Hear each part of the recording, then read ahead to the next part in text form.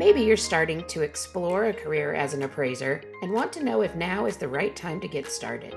Or you're measuring your career span in decades and want to find out more about the latest apps, technology, and resources that can make your life and work a bit easier.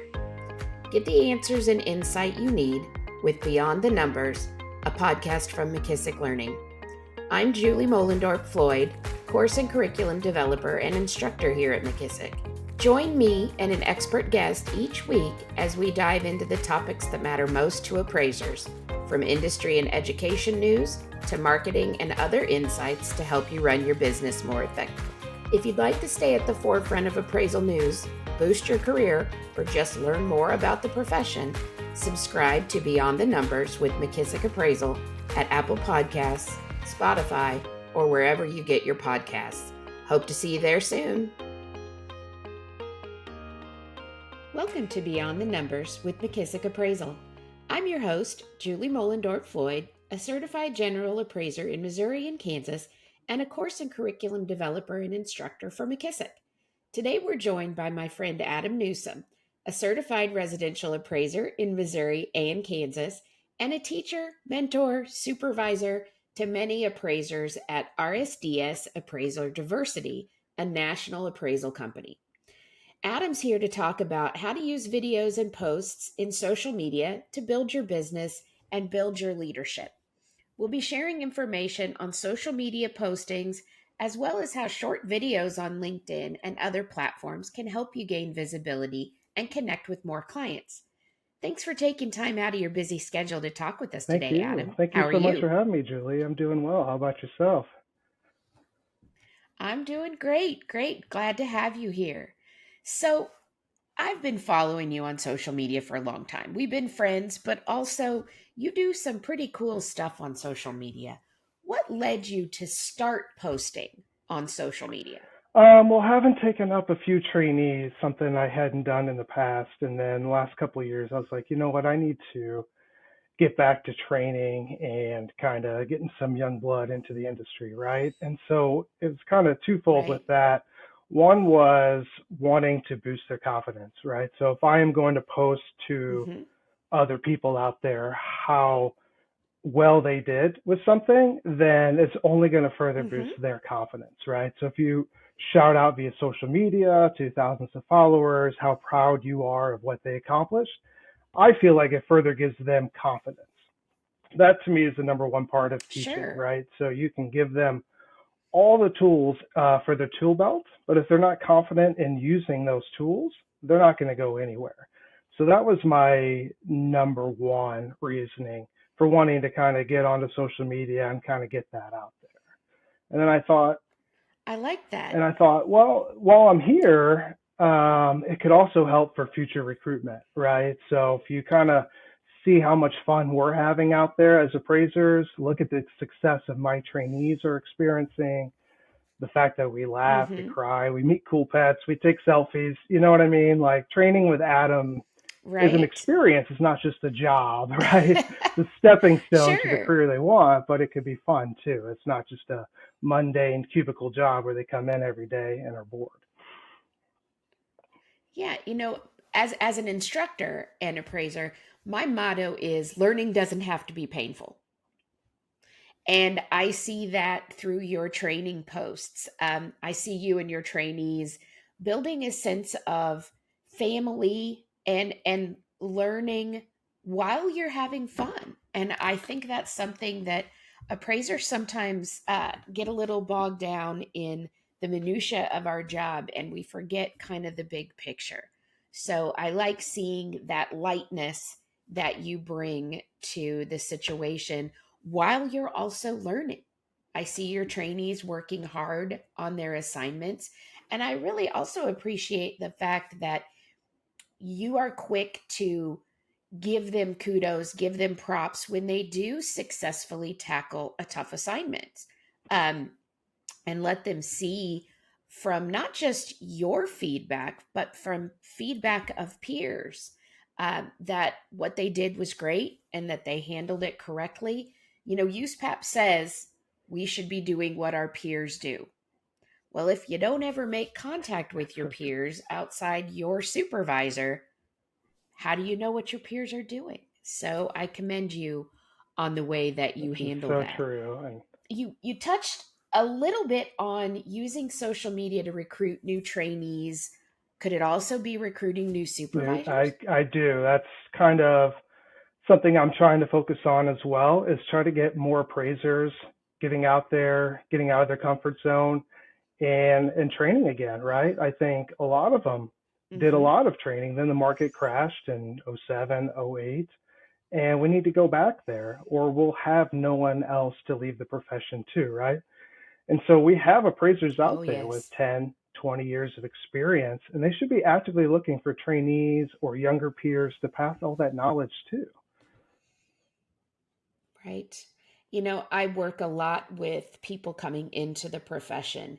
And, the big challenge, we all know the big challenge in our profession is that supervisor stumbling block, finding someone to supervise you. And I do like the mindset, the attitude that you bring in that it's our job as the, I won't say older appraisers, as the veteran appraisers in the profession, it's our job to give back. It's our job to ensure the continuity of our profession. Does that That's sound spot on, accurate? Julie. I like it. So it seems like you, and RSDS in general, you build a family type mentality. Does that sound like what you guys do Absolutely. We there? get together, we have dinners, right? We get together, we have activities. I think next week we're getting together and going to a local indoor putt-putt place here in Kansas City, right?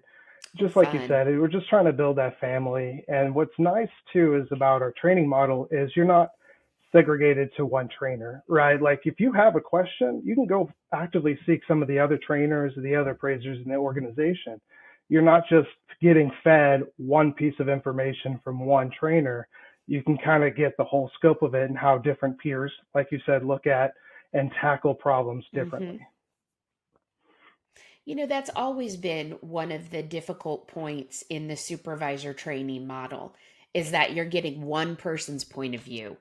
So you're saying that you guys have expanded that model in that you have a designated supervisor, but you have multiple other supervisors that are available to you Yes, within the we company. always have a certified appraiser or two in the office. So if the supervisor's out doing an inspection or with a couple other of the team members, they always have someone to then go and ask right there directly instead of having to call or text or reach out any sort of different means. They can go to them and ask, hey, how would you tackle this? Or I haven't seen this with Adam, right? So some of us will maybe take on different style of homes or different types of homes, right? So hey, I haven't done a whole Mm-hmm. lot with Adam that has 10 acres, earth contact kind of house, but I know you did that last Okay. month. How did you guys tackle it? Right? They don't always have to come to their direct Mm-hmm. supervisor. They're always getting a different avenue for learning that knowledge. So you're saying It it does takes a take a village. village. It absolutely does. I like that. Are all your supervisors located in one No, market? no. We have four designated training centers, which would be Kansas Okay. City, Dallas, San Diego, and Phoenix, Arizona. And then we have some offshoots, some Mm-hmm. different. I think we have some trainers in Houston, Detroit. I know we do in Austin, and I think we're going to start Tampa here soon. And I'm sure we're in some other cities that I'm not thinking of off the top of my head. But and so if you think about That's okay. that collective, you know what I mean, across the country style of training where Mm-hmm. you can go to anybody, in any time zone and ask them a question. The power of that. So if you haven't seen it here, you haven't seen it here in Kansas City, maybe somebody has seen it in Dallas Absolutely. or Yeah. Phoenix. Hands down. I like that. I like that.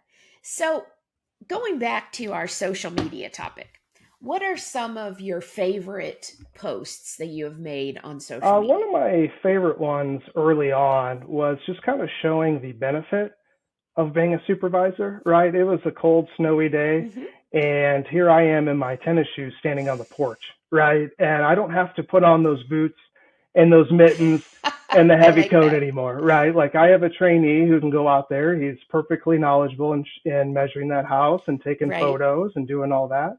and I can go inside and quickly start talking to the homeowner and give them the expectations of what's going to happen when that training's done outside and comes inside. So, speaking of that homeowner, how do you prep the homeowner who's probably looking for one appraiser, maybe two? How do you prep them that sometimes you might be bringing the Yeah, whole here family? in Missouri and Kansas, we can have up to 3 trainees, and I've certainly had my fill of a full team. And there are times where you have a unique enough house, you want to bring the whole team there. So you just kind of give them a heads up on the phone, say, hey, it's going to be me, Adam. I'm the certified trainer, been doing this for 20 years, and I'm going to bring a few more with me just to kind of check out your house. And I've yet to have any sort of pushback as long as you just give them a heads up beforehand and they're not opening the door staring at 4 people ready to come inside. Sure, sure. That could be a little off-putting. I've seen some of your fun posts where you've seen some interesting Oh yeah. animals or things like that on your inspection. What's the most fun or strangest thing you've seen when you've been on an inspection with your team? With trainees, the thing that got me was a giant tortoise. Like this thing must have been, I don't even know. I've never seen a tortoise that large. I'm like, I instantly, it's like, Corey, Wow. why don't you get down? I need a photo of this, right? Like all the interesting things. Like people don't realize that if they're going to come into the profession, like you see some really cool things as an appraiser, right? And Sure. some strange things or some things that make you want to go back to the car as well. I won't sugarcoat that, but you see some cool things. True. And so animals is definitely one of them. I've taken a selfie with a horse, like I said, a tortoise. We've seen a caged monkey before, and all sorts of different critters, and three, four, 5 dogs at a time, you name it. Sure. If you're a person who doesn't like animals, this probably this is is not the this is profession for so you, accurate, because you're going to encounter them in many so different true. levels. So, when you create a social media post, what what do you look for as far as content? What's your intent with I that just like to post? come from the heart. You know what I mean? I think if you can get people to smile or to think, that's going to get the best reaction, right? If you just kind of repost I something like out that. there, you probably won't get much traction. But if you come up with something that's genuine and they can see some people either having fun or some sort of thought provoking comment, it tends to get a lot of traction. And then you can then consult with those peers because they will make a comment, right? Appraisers are not shy of Sure. dropping a comment on a Oh post no. and giving their 2 cents as well. We love to comment. Yeah, We absolutely because then you love can to get comment. into. Yeah, and I've seen your posts, and sometimes you'll get your negative Nancy or your negative Ned. But for the most part, it looks like the response you get is very positive. I Would you would agree with totally that? agree, and I think even from a client perspective as well, they kind of see that a different approach to handling appraisals and bringing in the next generation of appraisers, but then other folks too. Sure, some of them are bitter, just because it's been a little bit slow, it's been a Sure. little bit harder, but usually you can have a nice back and forth and they start to open up a little bit, and then kind of look at things differently. And you're like, you know Right. what, I can get still be excited about being an appraiser. Right. Yeah, this is a great profession. I enjoy it. It's never dull, never the same thing 2 days in a row, I would That's, say. I like your mindset. I like your attitude. It's very thank you. positive. As we're talking through, what you can do to use social media for your benefit. I think it's great. The transparency it brings to the table that, this is what we do at our company. This is what I do in my profession. I think it's very positive for us as an Yeah. entire profession. So I appreciate what you do with that. It seems like you're kind of just changing the narrative for trainers, that it's not burdensome, but that it also could be rewarding.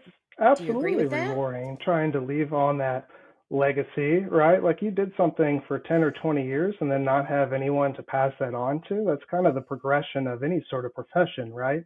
And then Sure. what's been the biggest benefit to me is then I'm bringing in people half my age and they're showing me how to do things differently, right? Like Right. I have a Right. post They bring something to the table as Exactly. well. Like they're Sure. showing me how to do these curved angled staircases. You know what I mean? Just things that took forever before. And they're just like, oh, yeah, here, and pull up their phone and bam, bam. And it's just like, wow, that's, and they teach me too. Like the questions they ask have me just look at what I'm teaching differently, right? So instead of just doing the Right. same thing, oh, it's just the way we've always done it, right? Like, well, no, let's put a real answer Oh, behind yes. that so then they kind of can learn and know why we do what we do instead of, oh, well, that's just how you do it. Right.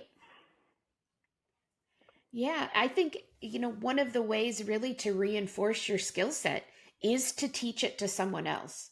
Because if you know how to convey why you do what you do, it's beneficial in the long run. Most Definitely. definitely. Most definitely.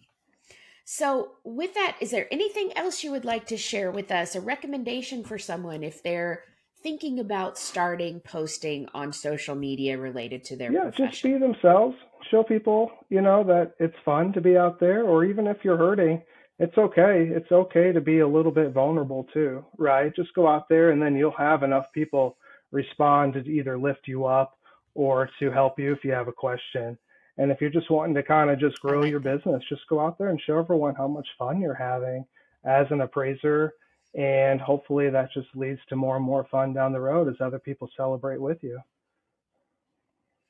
I love your positive attitude, Adam. Thank you so much for being with us today. It's always a great conversation when you and I have time to catch up. If you want to see some of Adam's awesome LinkedIn postings, you can reach out to him. That's Adam Newsom, Newsom, or you can follow RSDS Appraisal Diversity on LinkedIn or your social media platforms. So thank you for listening to Beyond the Numbers with McKissock Appraisal. Please rate, review, and subscribe to our podcast, and be sure to check out our unlimited learning membership on McKissock.com for classes, tools, and more. Thanks for being here today.